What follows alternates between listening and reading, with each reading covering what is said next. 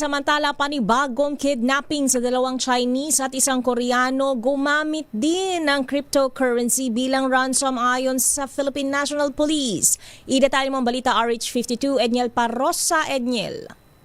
Lakayat ni Stea, kinumpirma ng pambansang pulisya na sospek sa pagdukot ng 3 dayuhan ang dalawang Chinese national na naaresto sa Bacoor, Cavite kamakailan.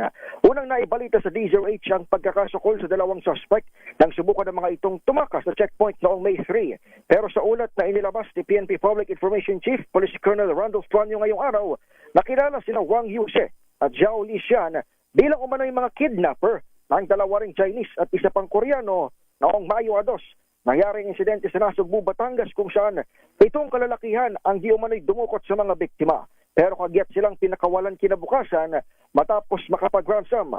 Sa iwalay na interview sa Camp Crame, sinabi ni PNP spokesperson, Police Brigadier General Gene Fajardo na 200,000 USD o cryptocurrency ang hirit ng mga suspect. Kasalukuyan na umanong tinitrace ng Anti-Cybercrime Group o ACG ang dinaanan ng digital money, maging kung gaano kalaki nga ba ang naibigay ng pamilya ng mga banyaga na hindi dumaan sa pulisya sa pakikipagtransaksyon sa mga suspect. Bago ang nangyaring ito sa dalawang Chinese at isang Koreanong napakawalan din, nabatid na cryptocurrency rin ang ginamit na ransom sa pagdukot naman at pagpatay kay Anson Ke na idinaan pa sa casino junket operators na White Horse Club at 9 Dynasty.